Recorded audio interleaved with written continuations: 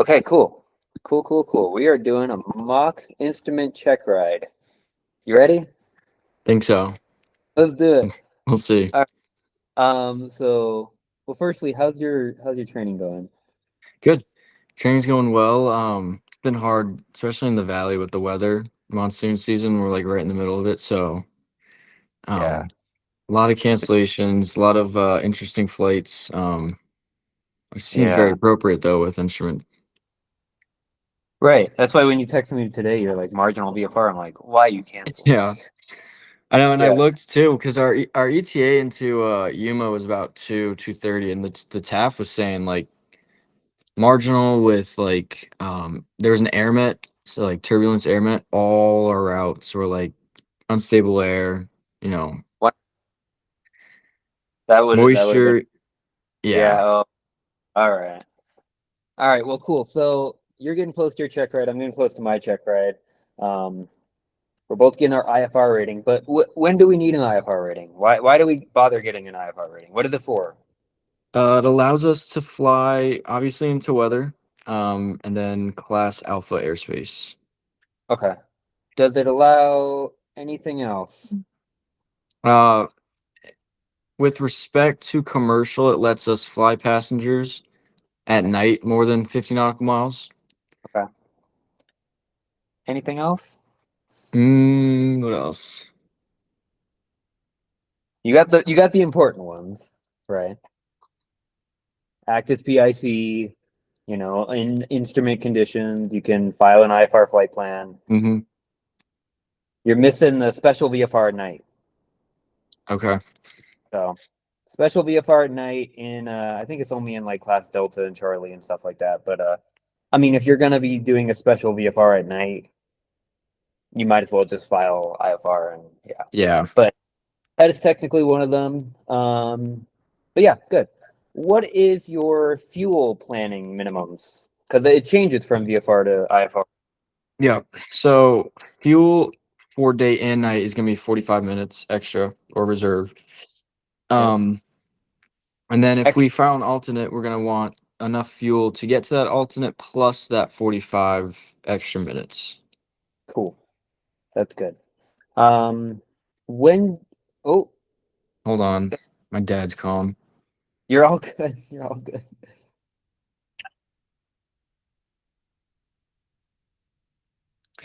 Send a quick text.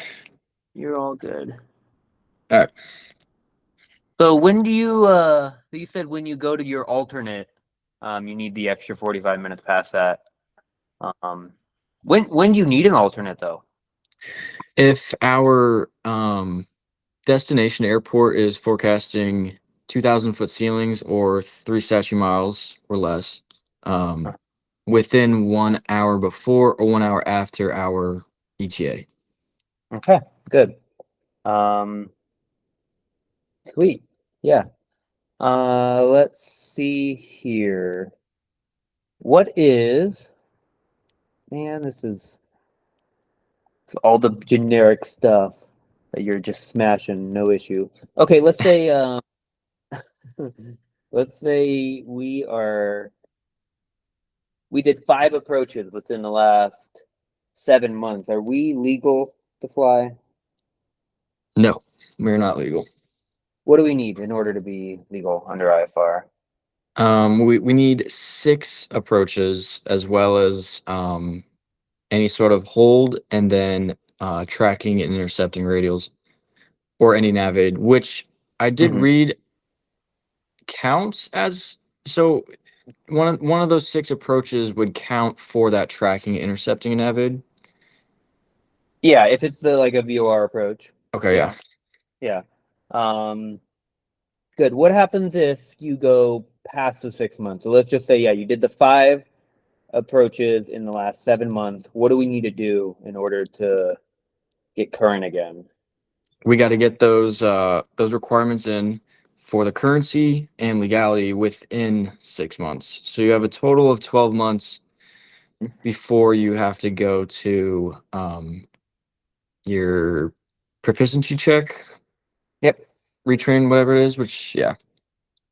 But after the 6 initial months, we have 6 months of grace period, like you said. What do you have to do in those 6 months of grace period? Like, who can you go with? Can you just take Um, whoever? yeah, so you could do it could be a safety pilot, um, with at least a PPL in that type and category or class and category of the aircraft, um, for the airplane, and then you can also do it in a FAA regulated simulator. Good. Yep. That all looks good. Let's see here. Okay. Let's change gears and let's actually start talking about instrument flying. I'm gonna get you a craft clearance and then we'll just talk about every little piece about this flight. Okay. Let me know when you're ready to copy. This one's kind of long, not too crazy, but kind of long. We're assuming that you're starting at Deer Valley, Okay. and yeah, just let me know when you're ready to copy. I'm ready to go. All right. Piper 12345 cleared to Winslow Airport, Kilo India November Whiskey via the Deer Valley 3 obstacle departure, Papa X-ray Romeo VOR, Victor 95 Airway, Isaiah India Zulu Sierra Alpha Hotel, direct destination, 5,000, expect 10,000, 10 minutes after departure. Departure frequency is going to be 12345 and squawk 1234. All right, so we are cleared to the Winslow Airport via the Deer Valley 3 departure obstacle departure procedure, then to the Phoenix VOR Victor 95, and then you missed that last one. Ezekiel India. Yeah, Uh, India Zulu Sierra Alpha Hotel. It's the initial approach fix for the only approach into Winslow. okay, Purposes of this. okay. And yes. And clearance void if not off by 5 minutes from now.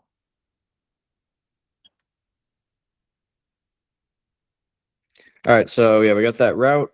Climb maintain 5,000, expect 10,000, 10 minutes or 10 minutes after departure. Frequencies 12345, and we'll squawk 1234. Read back correct. Um, let's see here. Okay, so you have your clearance void time of 5 minutes or whatever. Mhm. So we can and brief our obstacle departure procedure. So if you want to pull up the obstacle departure out of Deer Valley, and let's just give us a briefing. Let's pretend we're flying to Winslow, you and I, and I'm the other pilot. You're acting as pilot in command. Okay. Yeah, just give us a little briefing. All right, so this is the Deer Valley 3 obstacle clearance departure out of Phoenix, Deer Valley. Phoenix control or Phoenix departure is going to be on 1207. We got all our ATIS, clearance delivery, ground control, as well as tower frequencies at the top right. In case of any sort of lost comm or emergency, shouldn't say lost comm, but emergency, our MSA is going to be 6,200 feet. We'll say winds are favoring 2.5s. We'll be on 2.5 right or 2.5 left, sorry. So we're gonna standard climb with or standard width minimum climb of 265 feet per nautical mile to 2,600. And so we'll go ahead and go down to that departure procedure for 2.5s. We'll make a climbing right turn on a heading of 060 to the Phoenix VOR radial 336 northbound or northwestbound to 4,800 or 4,000. And then we'll make a climbing. Actually, no. We will at 4,000 begin our left turn direct to the Phoenix Vortac, which will get us up to our en route. Good. Yeah. That seemed pretty good. A little long, nothing too crazy though. Hmm. Maybe the only thing I would chop down is just it tells you the description right beneath at the bottom. So Okay. you can just out taking off runway 25 left, climbing right turn on heading 060 to the PXR Vortac 336 northwest bound to 4000 and then left turn.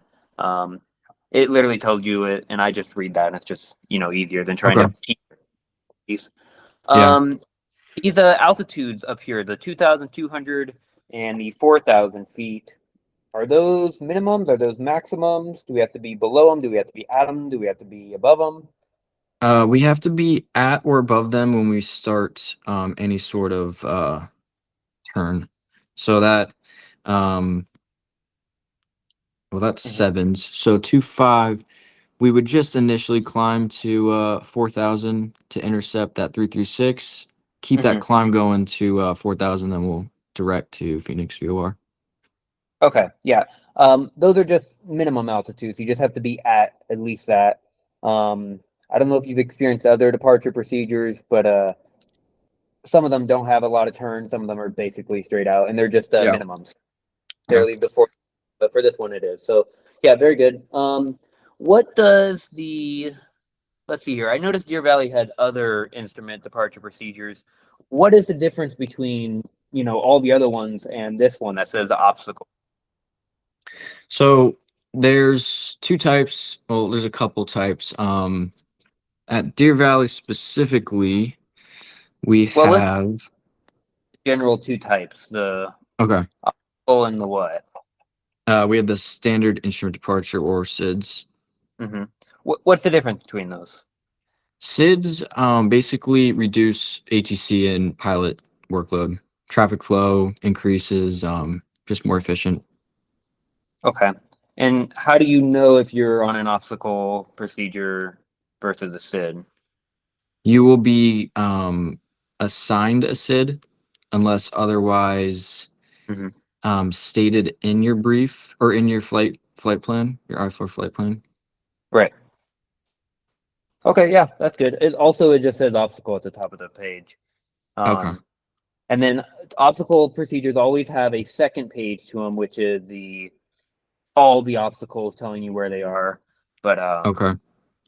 yeah, that's mainly the difference there.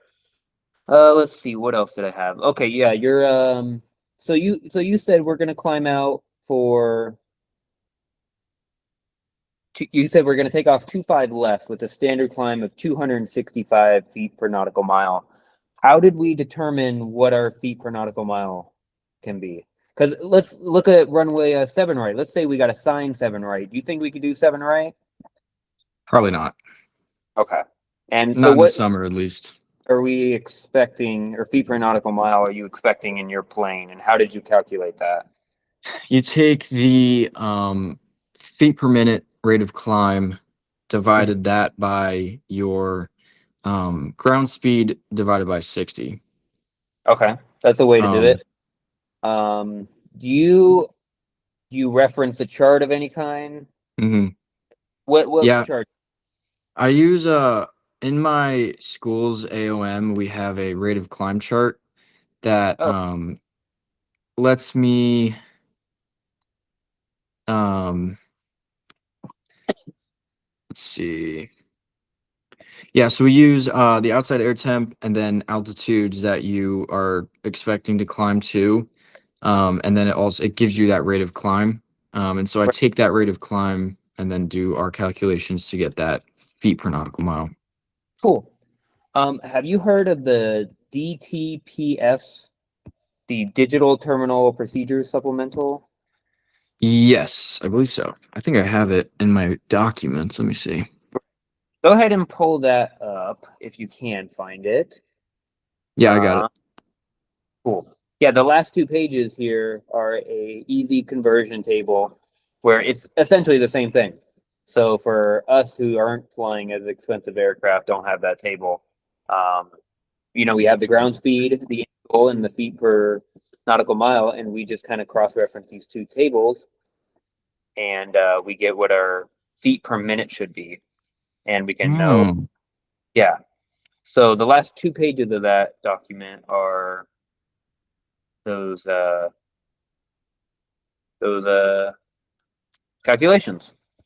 So So let's say, all right, so 25 right, climbing at 285 feet per nautical mile. We'll say ground speed's 85. sure. So 285. How'd you get the 85 for the ground speed? Um, that's just kind of what I calculated today. I'm just using that for reference. Because But go ahead. no, go ahead. Sorry. I use it's okay. I use like an online E6B for that. Okay, good. Because what the standard is yeah 90 ground speed, but 80 is a good in between. Is there any other speed? Let's just say we're cutting it really close with the feet per nautical mile. And we pitch for our VY. Is there any other speed we could pitch to get potentially a little bit better of a performance? VX. Yes, we could do VX. That is yes, good. All right. We're not going to cover stars or anything because we've kind of gone over that. Okay. So now let's say we've actually are going on this route. So let me go ahead and share my screen. Allow to share. Okay. Share this window. Yes, please. Okay. All right. Can you see? Yeah. Okay, perfect. So yeah, our plan is going to take us down to here, this VOR. Let me plan for that. Yes. Let me switch to a low and route chart. Okay, great. And we're gonna select Isaiah. Perfect. Okay. So yeah, we taken off. We've calculated that we can get down to this VOR here. And then we start out on to our Victor 95 airway. What does this number right here mean? The 10,000. Yeah, that's gonna be our MEA, which is our minimum en route altitude Okay, for that Victor Airway. cool. And then what happens if we have two altitudes with two arrows? Um, just directional. So if you're heading, that northbound, you're gonna be at 1100 or 11,000, sorry. And then if you're heading southbound, it'll be 8,000 MSAs. Perfect. Let's see. What does this R mean? This little R flag. That's an MRA, which is your minimum reception altitude. Okay. Let's see here. What is the difference? Why are these airports green? What does the green mean? The green means that they have instrument approaches or procedures. Okay. What about the brown right here? There are none. Okay. It means yes, there are none, and they're the runway at least of 4,000 feet Okay. in length, just for emergencies. And then what's this X flag right here mean? That's the minimum crossing altitude. Correct. Yes. And that That's could be found right next to that toe tech, right? yep. So it's Okay. saying this Victor Airway, you have to be at least this altitude if you're heading east. Okay. Yeah. What does this little asterisk mean in front of this number? That's the Aroka, which is our off route obstacle clearance. It's not off route, it's on route. This is our minimum reception altitudes. So this Oh, yeah. up we're gonna have obstacle clearance, but we're not gonna be able to pick up the VOR until we are how many miles away? 22 knock miles. Yes. Why 22? I have no idea, but My ground school instructor said the same thing. He says the most random thing. yeah, it's weird. Let's see here. What does this little squiggle right here mean with the 48 and the 55? That's a crossover point. Okay. And what do you do at the crossover point? That is a reference for switching between VORs on that Victor 66. So Cool. yeah. Yeah, so when you're 55 miles away from this VOR switched and 48 from that one. What does this 28 mean right here?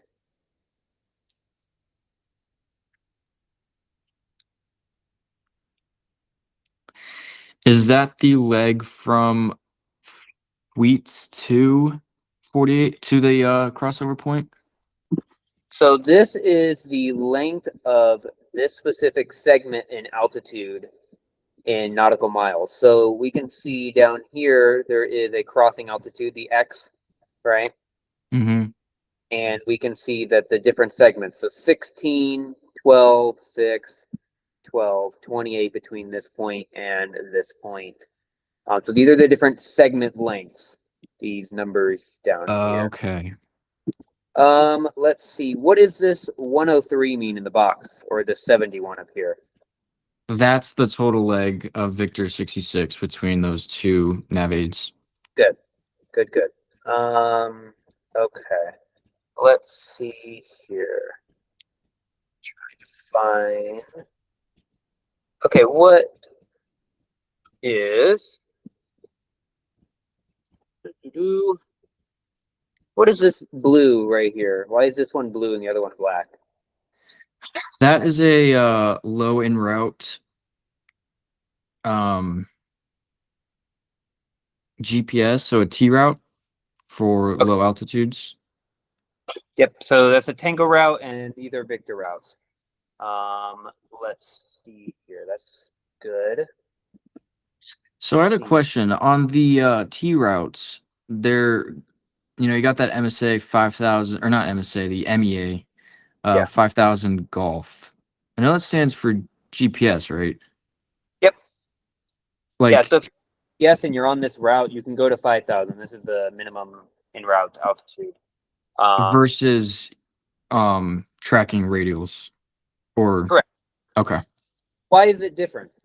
Think about it. Why is it going to be different? Because this one, look, it says V16 right here, Mm-hmm. and 5,000, and then right here, the Tango 306 also says 5,000. But they're supposed to be different. But why in this case? Or I guess what? Why would they be different?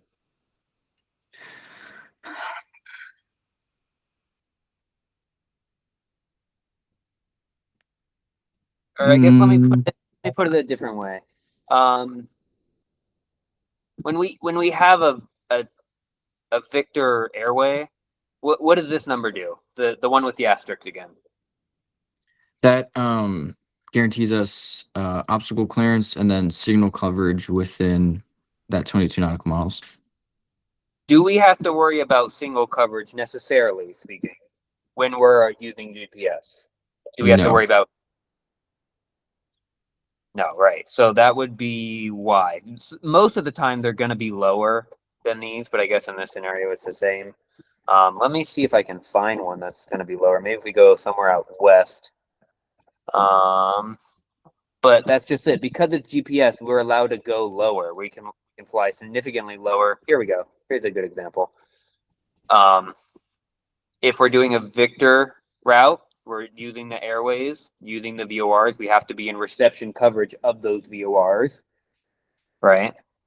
Mhm. So it says here is 5,300.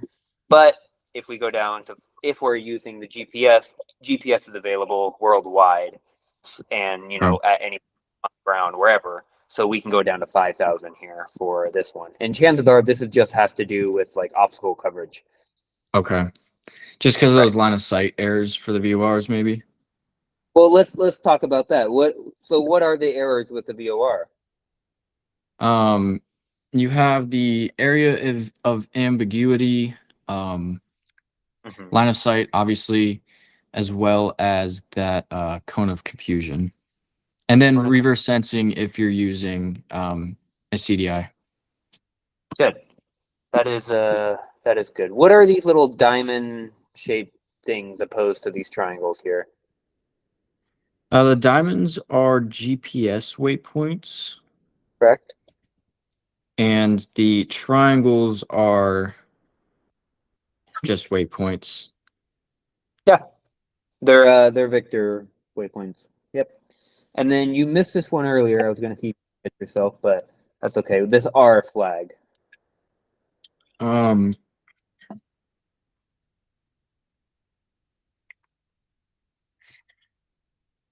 let me see. Have you done a VOR approach? Yes, Do you need more than one VOR for a VOR approach? sometimes. Yeah, sometimes. I mean, it's helpful, right? Yeah. Uh, what do we use the second VOR for? Oh, like So- intersecting radials, so we can kind of track where we're at. right. So that's exactly what this is. This is a minimum reception, or we can identify this point using a cross radial, and we can Okay. see there's a line, and same with this one right here. For cider and veggie, we see right here 146, 159 from a VOR that's way over here. Okay. So we can intercept and identify this point from using a cross radial.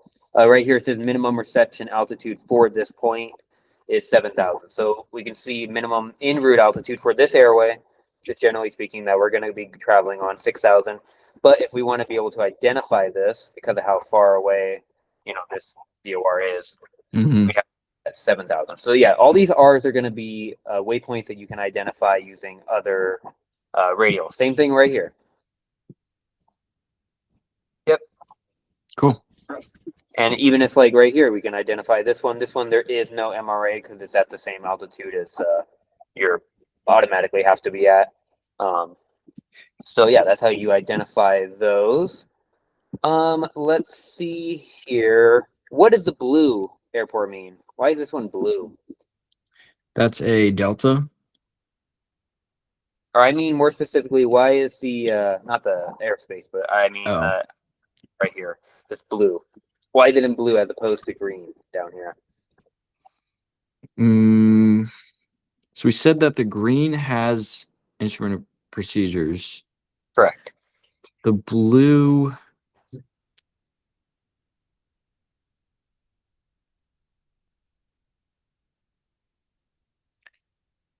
I'm not sure. All right, let me tell you. So it is a high altitude. They have an approach starting from a high altitude. So if we look right, Oh, high ILS. Well, the first site to know is this barber pole pattern up top means this isn't for us. This is for military, um, military approaches or airliner things. Down the road that we don't need to worry about. But yeah, they can start extremely high,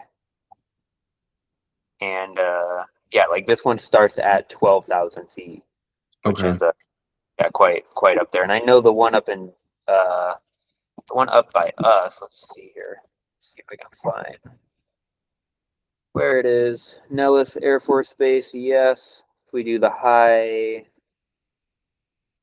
ooh, ACAN. See, I know one of these starts at like flight level like 220 or something crazy, where you start way up in the flight levels. Yeah, flight level 190 to 15,000 feet for the hold. So anywhere from 15,000 to 19,000 feet is where this approach can start from. So yeah, it just means there's an approach that starts from a super high altitude, and that's really just it. Most of the time, it's Okay. not gonna. Let's see here. Let me go back to where we were, even though I definitely have lost it. No, I found it. Okay. Why are these? Why is this VOR colored in? That's a compulsory reporting point. Okay. What are some of your other compulsory reporting points? Um,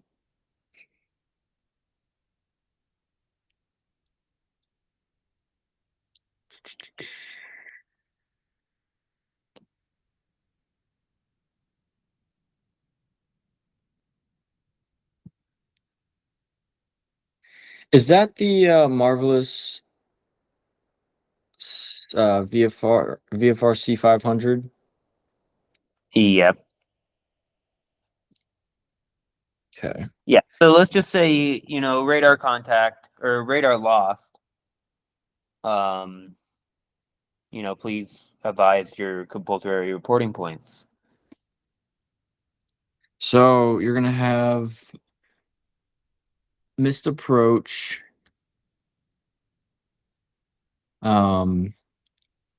Shoot. This one's gotten me so many times already.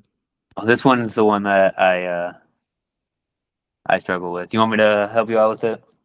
Yeah, I was pulling up Pilot's Cafe, but yeah. Yeah, that's what I was too. Okay. Missed approach, airspeed plus or minus 10 knots, 5%. True airspeed. Reaching a holding fix, time and reported altitude. VFR on top, ETA change plus or minus 2 minutes. Leaving a holding fix. Outer marker, unforecasted weather, safety of flight, vacating an altitude, final approach fix. Compulsory reporting points, all these, symbols here on the map. Essentially, if you lose,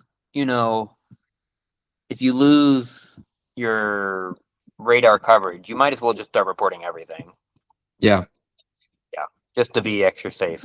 What is this Mhm. squiggly line right here going through this? I have no clue. I've never seen that. This is a closed airway. So for whatever Okay. reason, other they just decided this is not applicable anymore.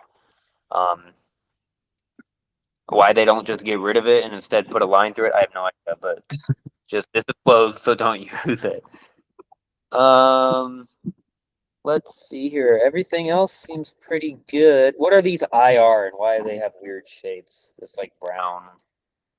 Those are MTRs. All right. Cool. Let's see here. What else did I have about this? Oh, that's not my notes. Okay. Let's say okay, let's go back to our little scenario here. Let me find what's going on. Okay, let's say we tune in this VOR. Or actually, one more question. This MON. What does this MON mean? Um, I know it's the phased out VOR, the VORs that are being phased out that are kept still. The minimum. Not necessarily. They are going to be our minimum operating network. So if you lose Yes. GPS, yeah, it's that one. If you lose the GPS and you need to, let me pull it up here. Yeah, minimum operational network. So ensures a VOR is always available. There's an approach available using ground-based systems at least within 100 nautical miles, regardless of the aircraft's position in the United States. And this is the airport it would take you to. So let's say we were going to Flagstaff or whatever, and we're using GPS, and we lose GPS, and let's say for whatever weird reason, there's no ground-based, approaches into here.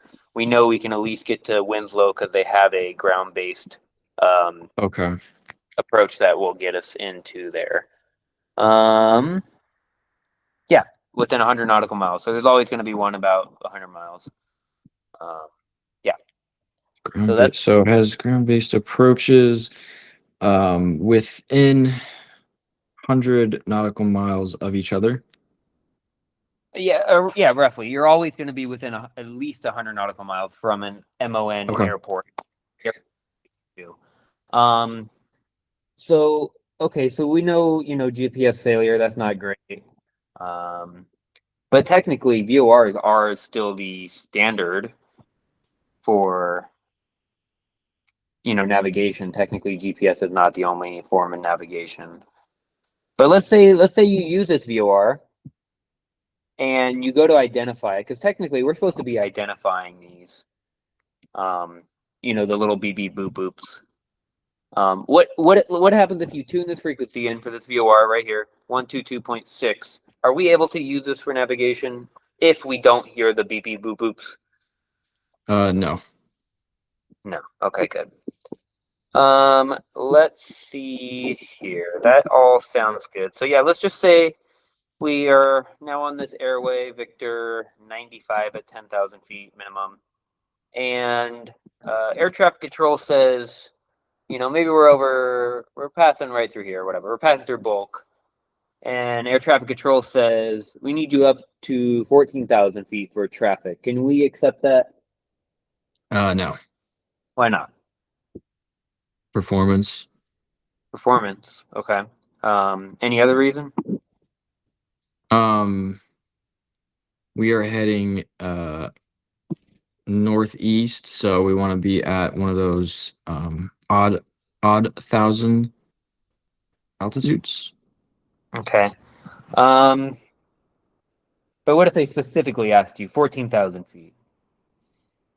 Right on the dot.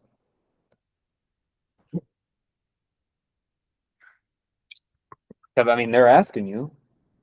They're asking you, hey, get up to 14,000. You got traffic coming towards you. The thing you got to be careful about is don't forget about your altitude, your oxygen altitude laws. Okay. So can we go to 14,000 feet with no oxygen, unpressurized? No. No. Then there's your answer. So we cannot Okay. go up to 14,000 feet for traffic. Okay. Yep. What's the highest we can fly without oxygen? 12,499. Okay. Good. Let's say here that we're passing over bulk right here again, and let's say, okay, well, since you can't go up to 14,000 feet for traffic, why don't turn right 10 degrees for traffic? So it plots you on a course maybe towards Payson right here, right? So we're heading this way, but maybe it turns you towards Payson. And then all of a sudden, you hear a loud zap, and your comms are gone. What are you gonna do?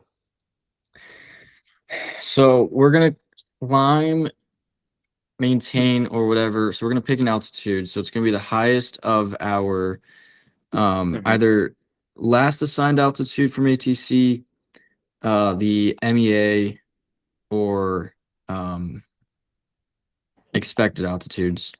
Okay, well, let's look at the altitude. So what did the ATC give you on that craft clearance? 5,000, expect 10,000 at 01 or 10 minutes, after 10 minutes. So by the time we get down to the Phoenix VOR, we'll, and get way over here, it's definitely been 10 minutes. So 10,000, and the minimum in route altitude right here is 10,000 feet, at least for this Victor Airway. So we're at the highest altitude, so we don't need to worry about that. Okay. So let's say, you turn right 10 degrees for the traffic, and then what, are you just going to keep flying out in this direction and start heading over to Jesse?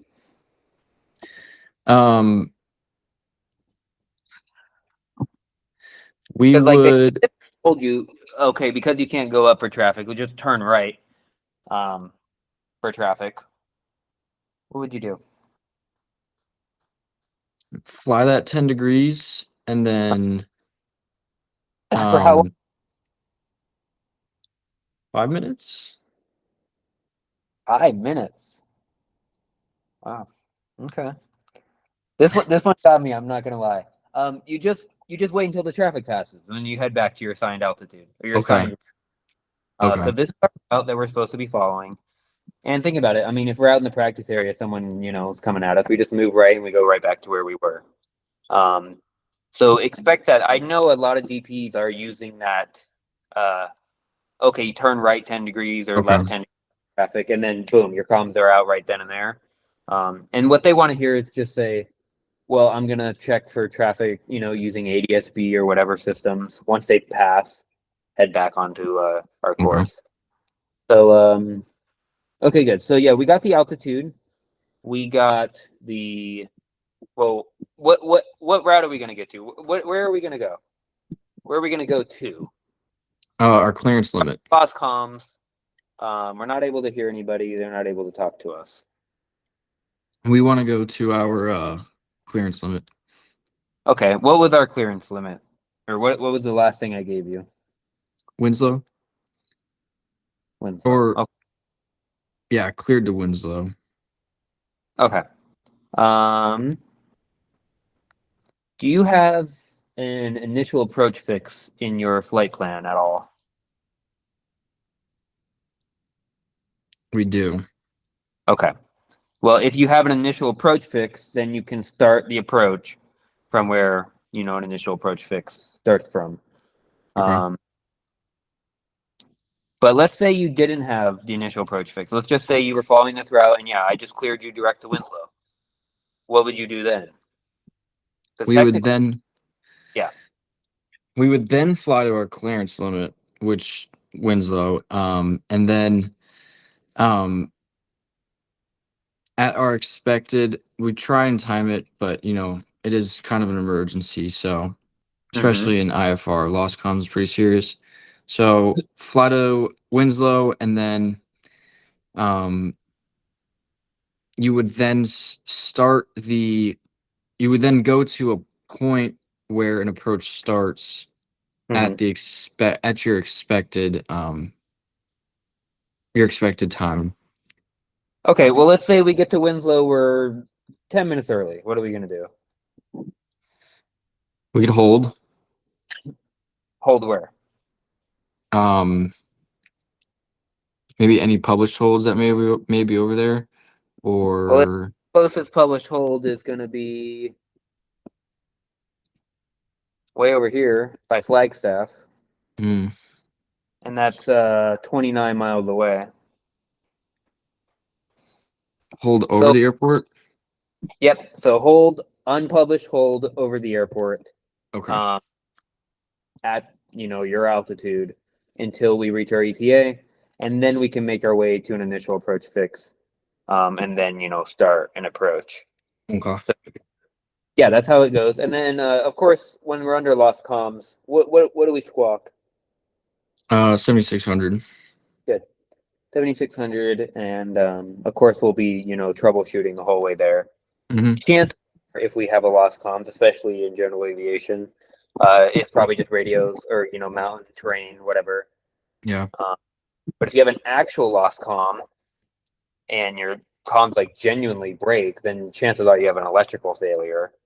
And if you have an electrical failure on top of it, then that's always fun. So let's Yeah. say um let's say I got rid of this point right here, Isaiah, delete. Boop. So we got direct to the airport. How are we gonna enter this hold? Or how would you hold over the airport? Um, just start our I don't know, maybe like a direct entry right over the airport, and then just time your legs, Yeah. standard rate, and then just kind of make a pattern over the airport from um the heading that you're on to Winslow. Yeah. Yeah. That sounds pretty good to me. I like that. Let's pull up the approach here now for Winslow. So let's say we did get cleared for this approach, or whatever, we lost comms. Um, we get to Isaiah here. How are we gonna actually start the approach? So we're gonna make all right. So we get to Isaiah. It looks like there's a published DME arc part of the procedure.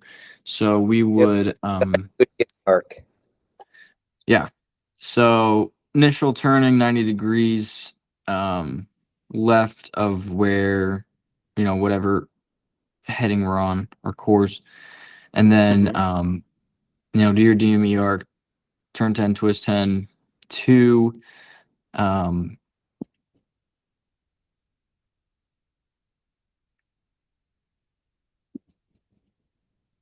it's gonna be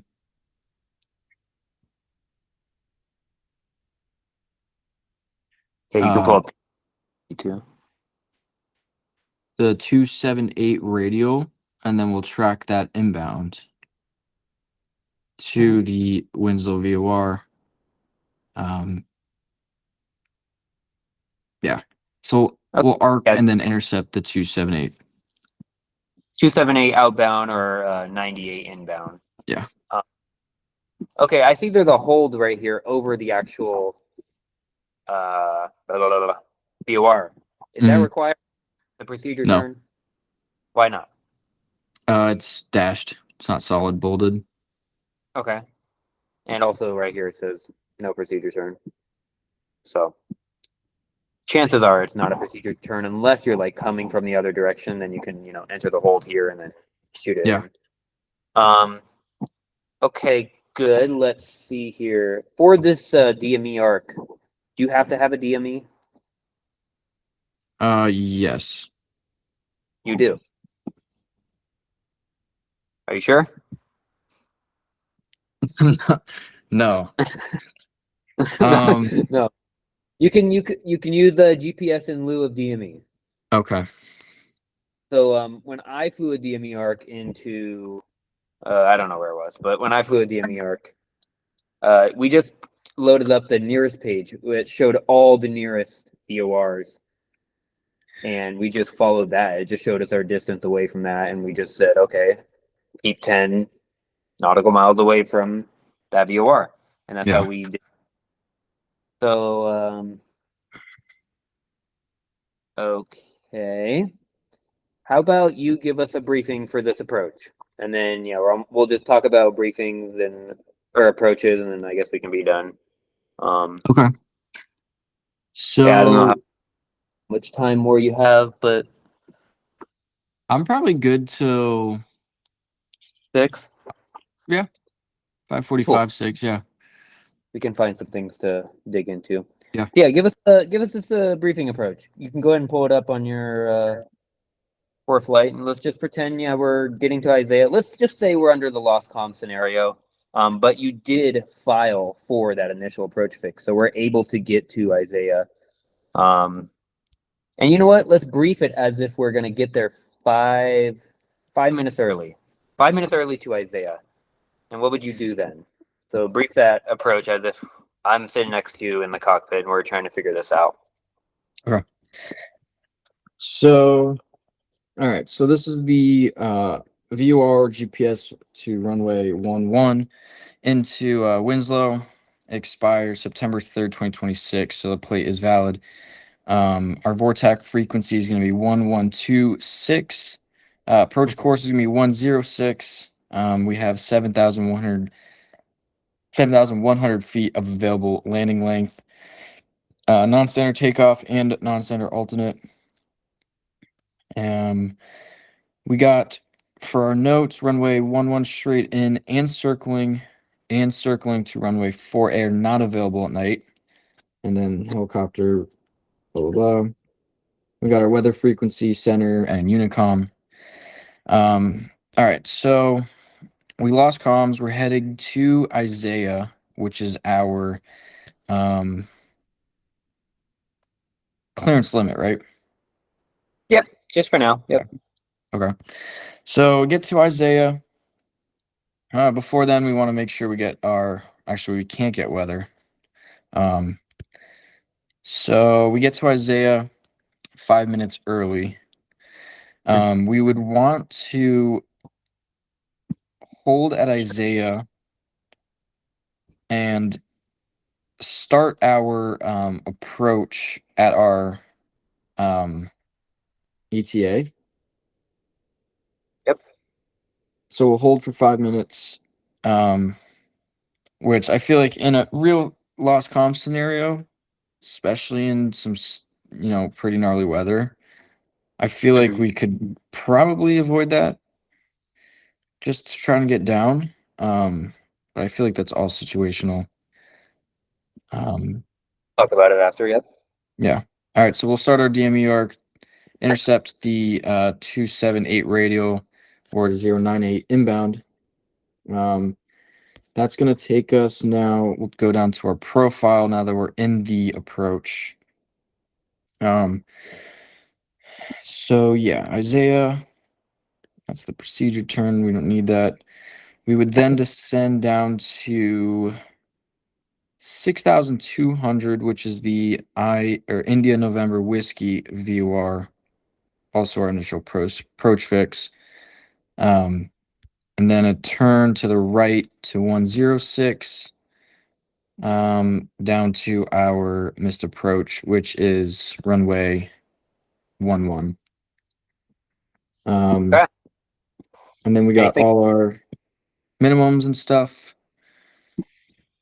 If we go missed, we're gonna climb to 6,000, then climbing right turn to 7,000, direct to the Winslow Vortac, and then we'll hold as published right there.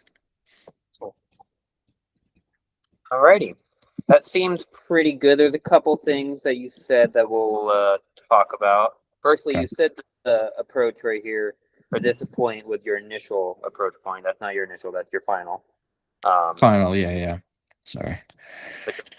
And then you said technically, yeah, you would skip it, and that's all, yeah, situational. So if it's, actual IFR, of course, we're not going to be flying in severe weather because we're smarter than that. We know not to fly when it's humid or thunderstorms or anything like that. So chances are, if it's just actual IMC and it's just a nice smooth layer of clouds, then we are technically supposed to do that. However, like we said before, yeah,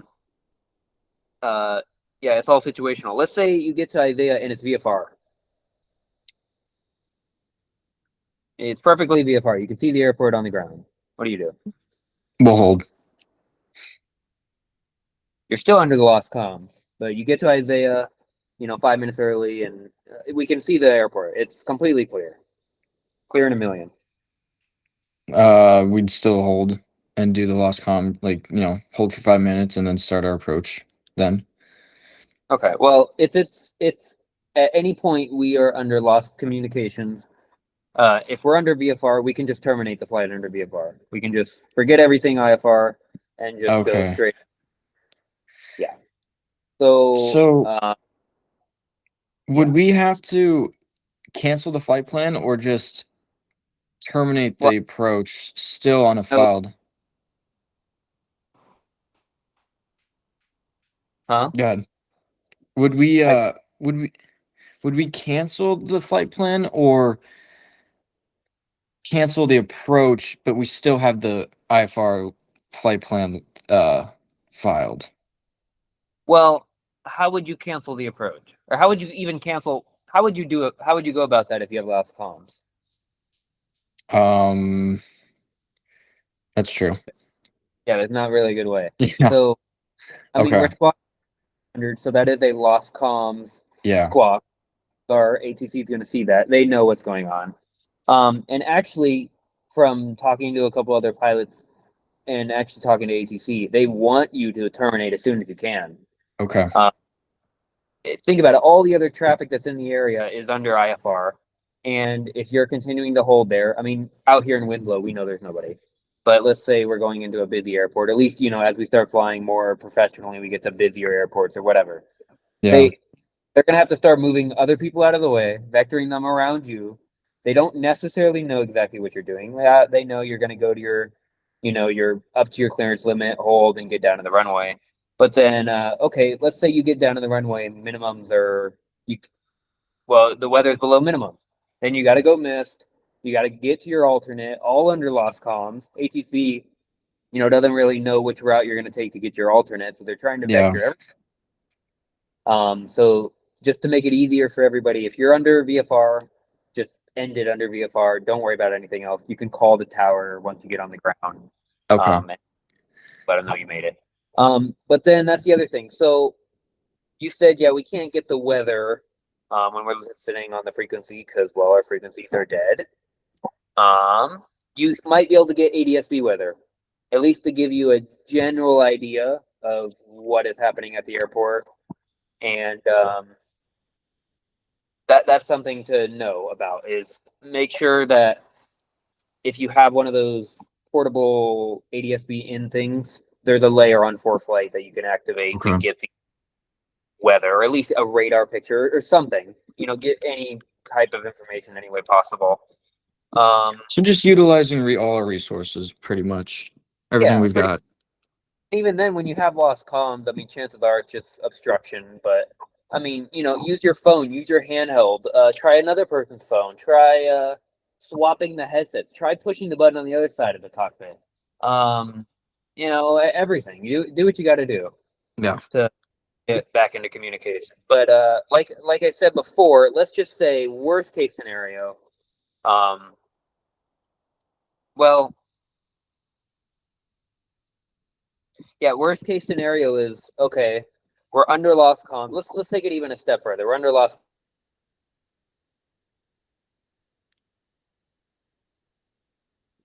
and that's a bad day. So we're not able to squawk anymore. We're not able to talk anymore. We're not able to use our GPS. Let's say luckily we happen to have this VOR already tuned in, and I guess on a 6-pack it would be more likely for us to just turn the dial and get the reading. But Yeah. oh, that's right. I forgot you're in a glass, so never mind. That wouldn't really work. Well, okay, whatever. Let's just say we're doing this approach. The other thing you said is the inbound course of 98 for the whole thing. You did fix it later, so that's just something to be aware of. Because this is a 278 outbound if we're doing the hold 98. This is two different segments of the approach, and what is this? What does this mean? This symbol and this number and this frizzy. What does this have to do with anything over here? That's just saying that it's not to scale, so that is a way longer leg than what they could fit on the actual plate. Right. So How long does it say? 22.1. Yeah. Yep. So that's it, and 9,000 feet, and yeah, etc. So yep, exactly. So And really quick for that symbol. So it'd be frizzy is 21 or 22.1 nautical miles from uh the Delta Mike Juliet. well, let's take a look. Let's drag our little pointer over here, and that's somewhere way over here. Oh boy. 20 nautical mile. This is 29, so 20 should be 22 should be like somewhere over here. It'd just be easier if I type it in. Let me see. FRI. Oh no. There we go. So Frizzy's going to be way over here, where this point is, and then let's look at the next one. DM Juliet. So yeah, I mean it's just going on this radial. Okay. So Frizzy, and it's just going into this radial instead. All right, sweet. Yeah. Then the only other thing I would say is the briefing was a little long. I mean, of course we're still new to it and all that jazz. But like realistically, if we're flying with other pilots, they're not going to have your attention for that whole time. Yeah. So let me just brief it, and you can kind of see what I would do. It's pretty similar. We're just kind of going everything, but we're kind of telling a story. So okay, we're heading direct to Isaiah, initial point. We're at 10,000 feet. We're in lost comm, so we're going to enter a hold out inbound 1905 from the Winslow VOR until 10 minutes. We're going to do our DME arc, get down to intercept our 098 radial, and then 106 at their final descent point. We're going down to our minimum, the 5340, or I guess 5420, whatever. Going down to our minimum 1 statute mile visibility. Let's see here. If we need to go miss, yep, climb to 6,000, climbing right turn, heading back to the VOR, enter the hold, and reevaluate there. If we lose situational awareness along this, we're going to come in with full power, and the highest of our MSA is going to be 9,000 feet around the Winslow VOR from, roughly this direction over here. And yeah, we're on talking. Well, our radios are dead, so we're not talking any of our frequencies. We have this tuned in. No supply to us.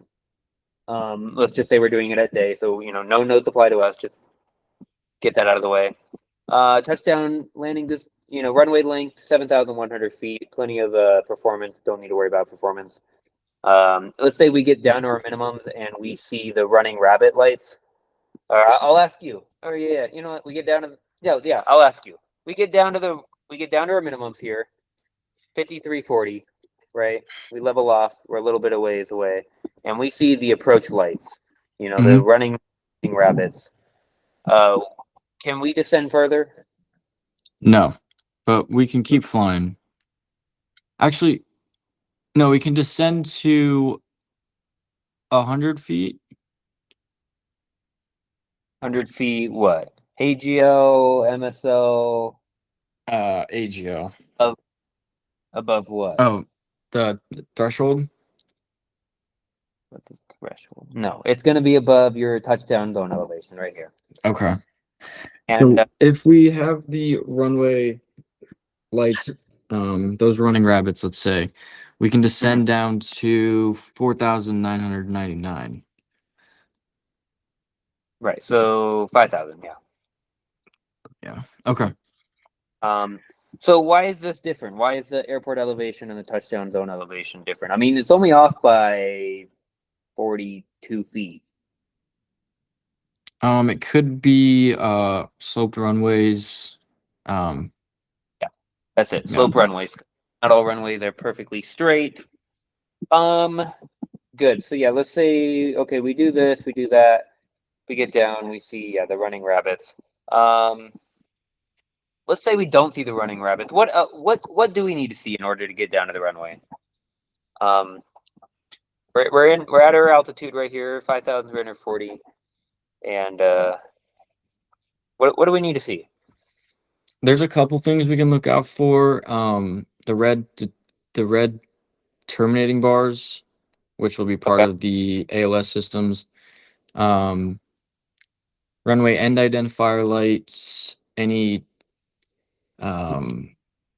runway markings, center line lights, Yep. things like that. I know there's a Alrighty. few more. Yeah, touchdown zone markings, touchdown zone lights, runway markings, runway lights, approach lighting system. Yeah. I mean, essentially, if you see anything that resembles the airport, you should be good to go. Hopefully. Let's see here. Let's say for whatever reason our GPS isn't working. We did it all on, Victor radials because we can. The whole route we did is essentially all on radials.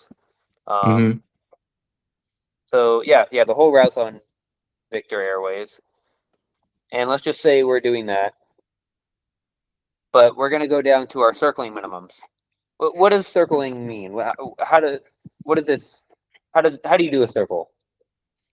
It's basically flying to a point, and then going visual to any other one of the runways. So it could be winds favoring another runway. If it's visual, you can circle around to say all right, so say we're like winds are favoring 29 and we're coming in. 4 would be ideal if we're coming in from Phoenix. Right.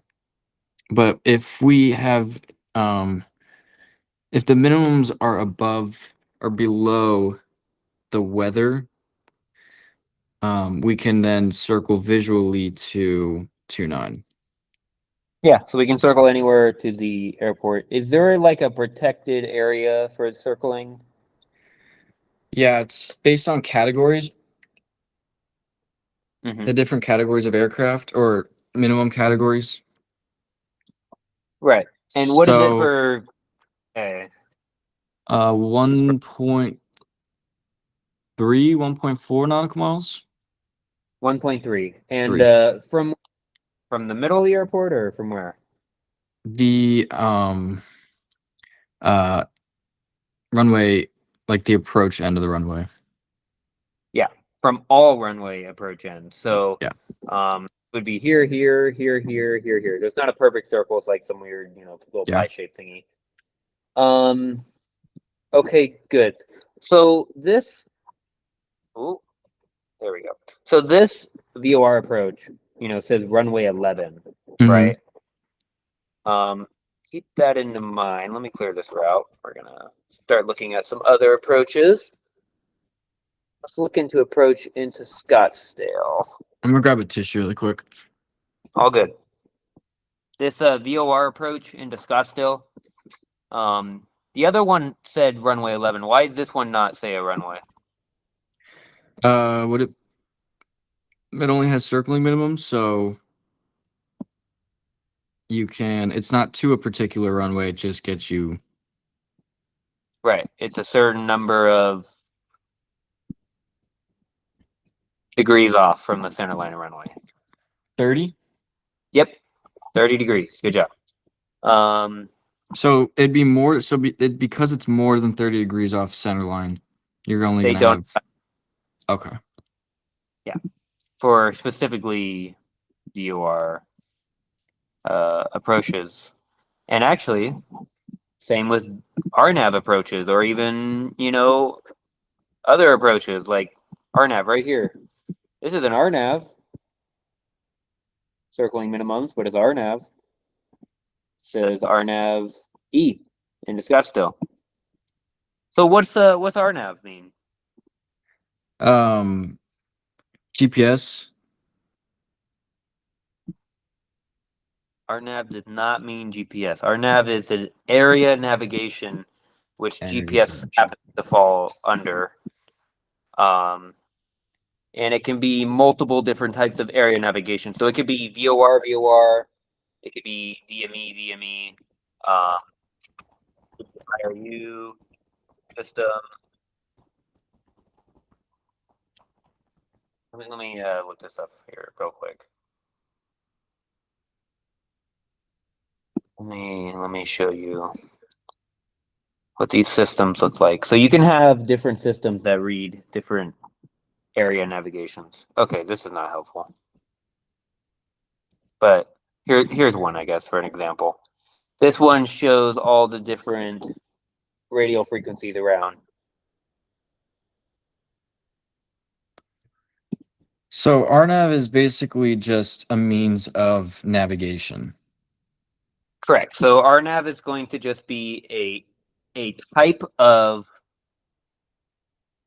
area navigation, which just means it is going to grab all the okay, let me put it this way. When you load up your fancy G1000 screen and it shows you all the satellites in the area, that's an RNAV system. It shows you where all the satellites are, how far away they are, the section from how long it's taking, how many satellites we're connected to.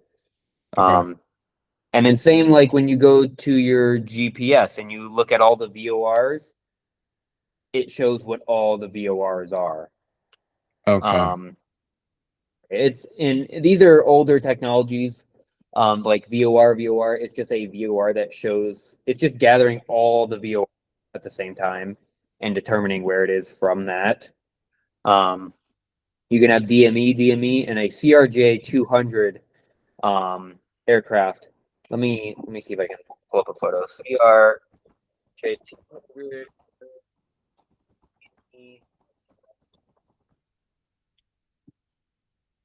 And this system picks up 6 DMEs at the minimum as its primary source of navigation, as opposed to GPS, because of how old this thing is.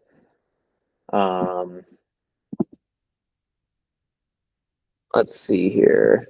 Oh my God! Stop zooming in.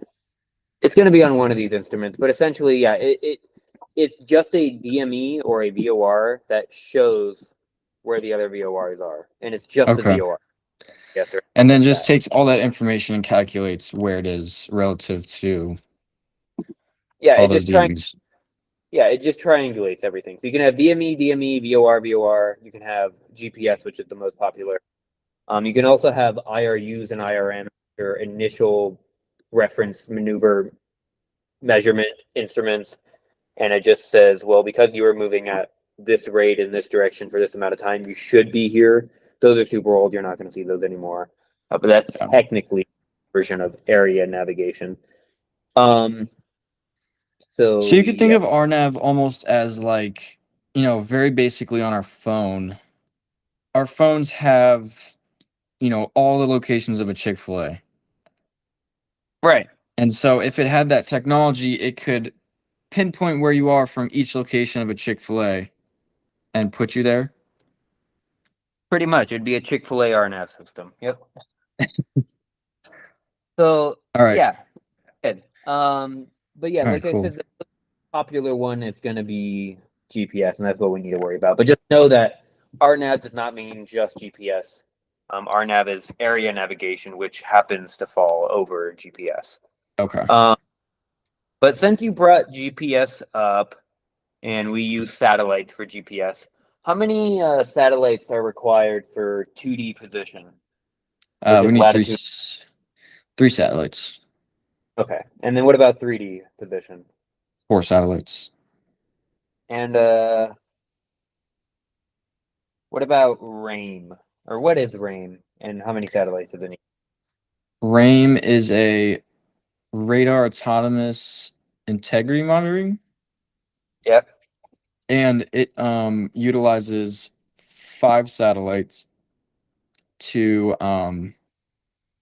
determine the accuracy of how accurate the position is from, or how accurate the signal is that you're receiving from the satellites. What about WASP? What is WASP? And what's the difference WAS between them? is Yeah, so WAS is the wide area augmentation system. Um, Essentially kind of the same technology. RAIM provides integrity monitoring, so make sure that everything's good. With 6 satellites, you can get FDE, which will detect the fault as well as exclude it. But RAIM is automatically fixing itself. So Good. you're gonna get actually you won't get anything. You'll just get you know, corrected GPS signals. That does it itself. Cool. Cool. All right, let me pull up my screen one more time. I got couple more questions Yeah. for a few more approaches and we'll wrap it up. Let's see here. I am going to be looking for. Oh, don't freak out on me, computer. Don't give up now. You've gone too far into this. Don't quit now. Uh, let's see. We're going to look for.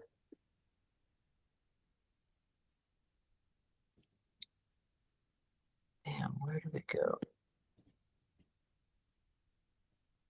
Okay, well, this should have it. Let's see. Arnav. Yes, okay. This approach, let's see here. What does this little snowflake mean right here? That says minus 24 Celsius. Um, it means that there are weather restrictions to it. Okay. And it should What? be in notes. Maybe Well, not. it's not available at night, runway, helicopter visibility. So it basically is just saying if temperature is at or below that minus 24 Celsius, the approach cannot be done. No, it just means we need to adjust our approach. Adjust. Okay. Well, if you go to the terminal digital procedures publication document supplement thing, let me see what page it's on. But there is a chart that gives you a reference to that. Let me pull it up here. And let's see here. It is on page. Oh, goodness. Page 4, right in the middle. if you want to pull that up. And essentially, it's just saying this is the amount of feet that we need to either add or subtract to our minimums, or to all of our minimums, in order to Oh, ensure okay. obstacle. And the reason why is there's a story of a guy who shot an approach when it was like, minus 24 Celsius. And he ended up snapping his gear on a tree. And he swore that he was on glide slope and on, the CDI and the vertical and non-vertical guidance. And apparently when it's that cold out, your altimeter just doesn't work. Yeah. Because it's just so cold. And so you need to add altitude to each segment to do that. And then what are the TNA here? T is going to be non-standard takeoff minimums, which you could find in the TPP. Yeah, it's usually also like in ForeFlight, it'll have the a supplemental page to it, like a Okay. secondary page. And same with the alternate. There's Yeah. going to be another attached to it that you can find. Let's go to North Vegas, where I know the approaches, and over just a few more things. Yeah, we got like 10 minutes, so that works.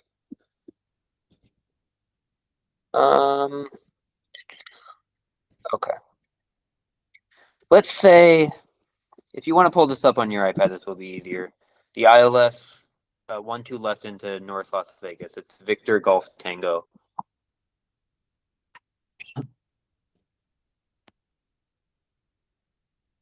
So it's the ILS 2-1 left. There we go. Yeah, Okay. 1-2 left. Yep. Or 1-2, yeah. And let's say ATC does a really bad job, and if you look at the side profile, a joke is set minimum 6,200. Let's say ATC drops me above it at like 9,000 feet. And we pick up a single on our CDI, our little indicator, our vertical horizontal guidance. Are we able to trust this?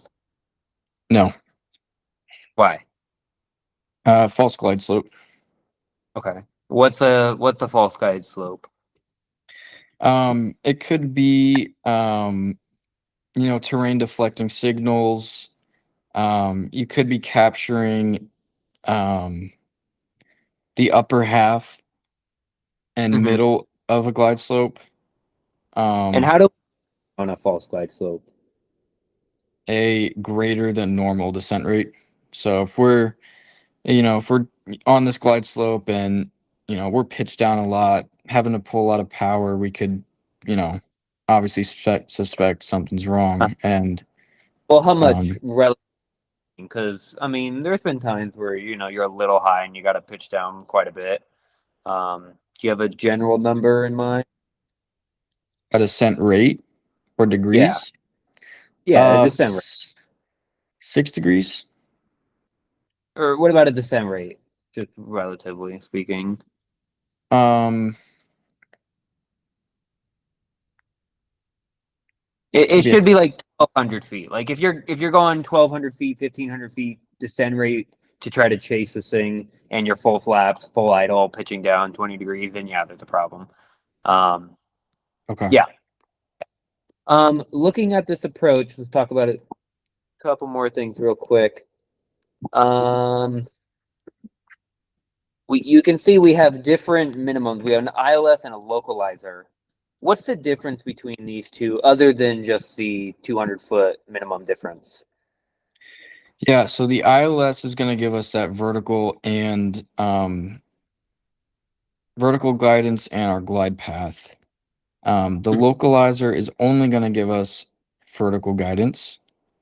Oh, no, lateral guidance. Correct. It's only going to get us lateral guidance, just Yeah. like a.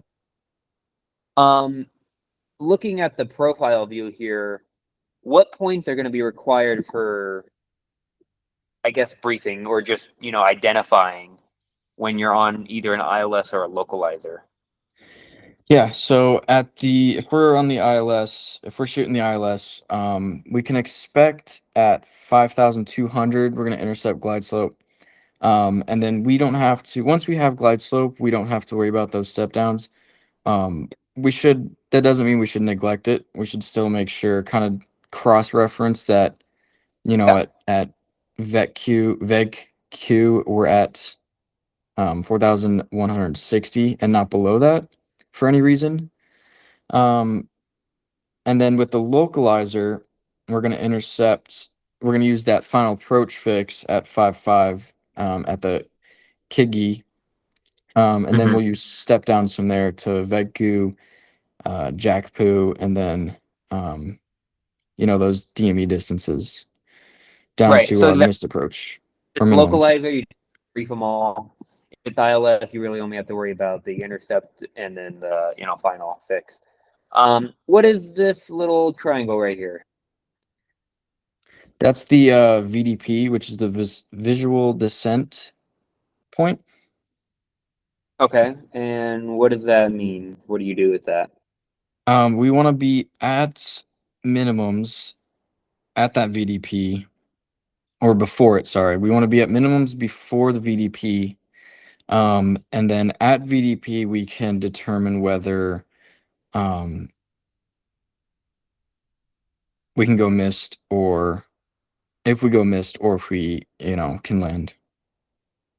Right. So if it's a localizer approach, then we'll have that VDP in there, non-precision, and we have to level off at that altitude and keep flying that until we intercept the runway.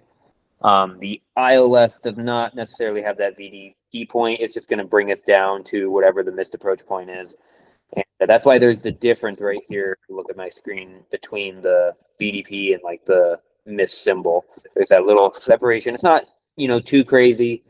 Um, but it's just, the two different styles of approaches. It's the two Yeah. different types of. So So with really quick. So after the VDP, it keeps descending, and then it goes to that missed approach climb. If we're on the localizer, where is our well, I guess ILS as well. Is our missed approach point 0.8 DME or 0.8? Yeah, 0.8 DME so our missed approach point is going to be when we reach this altitude. for the And ILS. correct. So, I mean, we're just following the guidance down as long as we're vertical and horizontal. Then we're just going at this altitude. And yeah, well, actually, we can just read it right here. Missed approach. Oh, no, never mind. But a localizer is going to be visual descent point. Non-precision is going to be the visual descent point. We level off there and we hold that altitude until we have visual the runway. The ILS is going to be once we reach these minimums of 2456. Okay, so if we're on the ILS and we're at 2,456, Yeah. how can we fly for? Can we fly for like just a little bit to see if we can get runway visual? Or once Well, we hit minimums, I see what you mean. So right here, this one is 1 statute mile of visibility, 111. So once we are 1 nautical mile away from the runway and we don't have visual, we have to go miss send. So this okay. is the distance. And if you look right here, this segment between the end of the runway and the visual to send point is 1.1. And in this case, it's so close together, 0.1, you're going to pass that like in half a second. So at this point, we would act as if it was just a visual descent point, but we're looking for the visibility minimums too. So if we get down to this altitude and we're 1 nautical mile away and we don't have visual, we got to go missed. Okay. Regardless, see the runway after the fact. Um, the legally, technically speaking, you still have to go missed. Just because then you're not safe to land because now you're at the other end of the runway and blah blah blah. Yeah. Okay, I have two more topics and then we'll be done. What's the difference between LPV, LNAV, and VNAV? See if I can find it. All right. So LPV. And more specifically, what about like the actual guidance of it? Yeah, so LPV and LNAV VNAV are going to be precision like, so they're going to be APV approaches. And that's why you see the DA rather than the MDA. LPV is going to provide lateral guidance using the step downs. Mm-hmm. LNAV VNAV is going to give us lateral and vertical guidance, but through GPS. Okay. So are we able to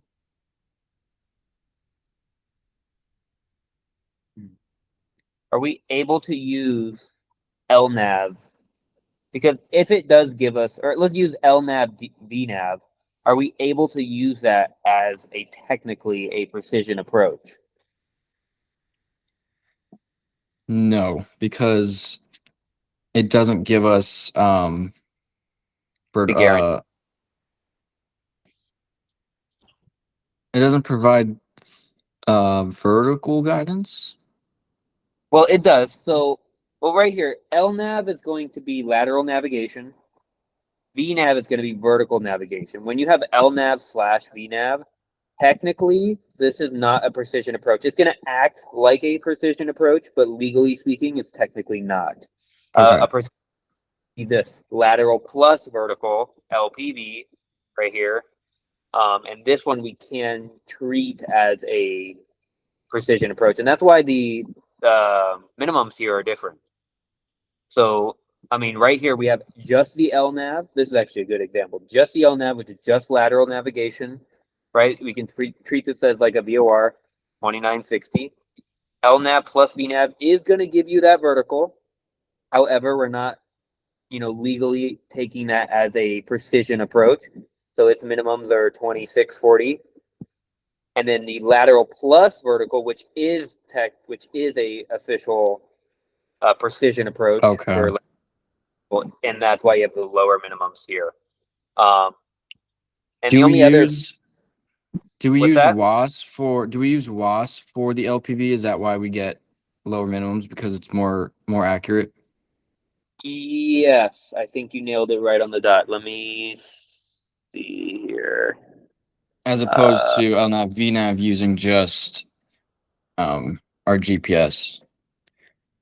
Yep, LNAV, VNAV, and LPV is. Let me see here. Yep, you're absolutely correct. So LNAV, VNAV is a Barrow system using Yes. Okay. GPS. Regular LNAV is just IFR GPS, and then the LPV is required to have WAS. Yes, good job. Okay. Let's see. I think I had one more quick topic, and Let's then do we'll it. be done. Let's do it. But yeah, overall pretty good. Yeah, IFR is kind of fun. It is, yeah. It's a lot, but it really isn't a lot. I feel like I thought it was gonna be more. It's a lot, but it's not that much. But it is that much, I think it's Uh, because I overestimated it. I gave it, right. Depends on how intense you get with it, because you can get pretty fucking deep into understanding yeah. it. But like just generally speaking, yeah, it makes sense. Mm-hmm. Go ahead and look up this approach. RNAV GPS runway 23 into Foxtrot Mike November. It's the Four Corners Regional Airport. Okay, And and then which approach was it? RNAV 23 for runway 23. All right. And tell me what these. I mean, we see the approach here. What are these three little areas of like semicircles and half rainbow looking things? Those are not MSAs. Those are what are they? I had to search wide and far. This is the closest airport to where it had these. TPs, TPPs, TAAs. Terminal. TAs. And what do So they what is stand for? Terminal area. arrival? I think. Let me TA. double check. TAA. Let's see here. Terminal area. Terminal arrival area. Yes. Terminal arrival area. Okay. And you know what these do or what this is saying? I know that they overturned the MSAs. And they are for I mean, just look at it. What is it like telling you there? Look at the one situational on the. awareness. So Yeah, 30 nautical miles from the or 30 nautical miles to Heblo, we're gonna be safe at 13,700, and then correct. 10 miles from Heblo, we're gonna be safe at 9,500. Yeah, from these two headings, from 322 and 143. And he Mm-hmm. blows right. That just means, okay, 10 miles out, we can descend down to 9,500 and guarantee obstacle protection. And then, yeah, for the 30 nautical miles to 1370. What this allows actually is it allows you to get a clearance, essentially. This is already allowing you to descend without having to tell ATC. I mean, of course, still tell them and everything, Yeah. but this technically allows it. So if you're within 30 nautical miles, you can descend. Let's say we're at 14,000 feet. You had oxygen, yay. We can descend down to this altitude without talking to anybody. And then once we get within 10 nautical miles, we can descend down to this altitude. And that's what, I mean, this section over here is doing. And that's what this section over here is doing. It's the same thing. It just tells you from this area, this nautical miles, from this degree to this degree, you're safe to descend down to this altitude minimum and you're guaranteed obstacle protection. I think also radio coverage, Okay. and you just ATC. And so like a scenario like this, say we have high performance, we can get up there, oxygen, whatnot. We're within 30 nautical miles, you know, ideally we'd want to get down, especially if we're, trying to shoot an approach. Would we Mhm. just, like let traffic know or ATC like, hey, we're descending, let's Yeah. say 11,000 or 9,000. Actually, no, we can't because 9.5 right there. Well, let's just say we're at 20,000 feet. I get what you're going at. We're at 20,000 feet. We're 40 nautical miles away, from Heblo. We're going to do this approach in here. We're at 20,000 feet. Once we get to 30 nautical miles, we can descend down to 13.7, or we can go to any altitude above that. And then once we get 10 nautical miles, we can descend down to a minimum of 9,500. We don't have to tell ATC. We can just do it. Oh, That's really? part built into the approach. That's what this whole thing is. It's a arrival area that's built in specifically to this approach. Um, So if you're not cleared for the approach, if you're just, expect the whatever approach this is called, we'd have to still maintain. If we're at 30 nautical miles and we're assigned, 15,000, we'd still have to maintain 15,000.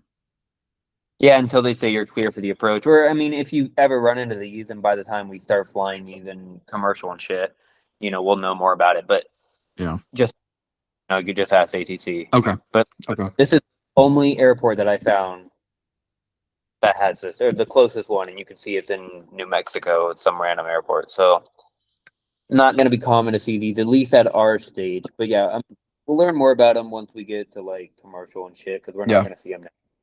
But Okay. yeah, that's just it. You just it allows you from that in this box. It's showing you this altitude up to minimum this altitude, Okay. Sweet. and I think that's really it. I mean, we covered basically everything. Um, unless there's anything else you need help with. I mean, I or I think guess that's there's it. there's one other thing I forgot really quick. What are your standard approach minimums?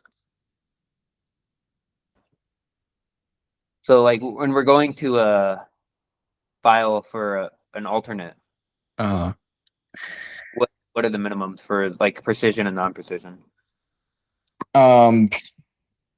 Precision approaches standard is going to be for precision it's going to be 600-foot ceilings with 2 statute miles, and then non-precision is going to be 800-foot ceilings, 2 statute miles. Yeah, yeah, that's good. I don't have any issues. I would sign you off 100%. Yeah, and you even got the feet per minute ground speed divided by 60. Um, Visual climb over the airport. If you're departing IFR and DMC, you can ask for that. Okay, who cares? Um, and then yeah, if you get the climb via and descend via, then there's things with like stars and craps, but we're not flying stars or anything like that. So yeah, I guess the only other thing is just make sure you got your weather and like instrumentation stuff down and human factors, because I know the DPs, they really will dig into weather and Yeah, failures and icing is a big one. So make sure to just cover all that. But for the actual instrument stuff, again, minimum equipment list, grab card, crap like that. yeah, But for actual instrument stuff, yeah, I think we're both pretty set. sweet. Yeah, I'm not too worried. You'll do just fine. Do you have a date for your test yet?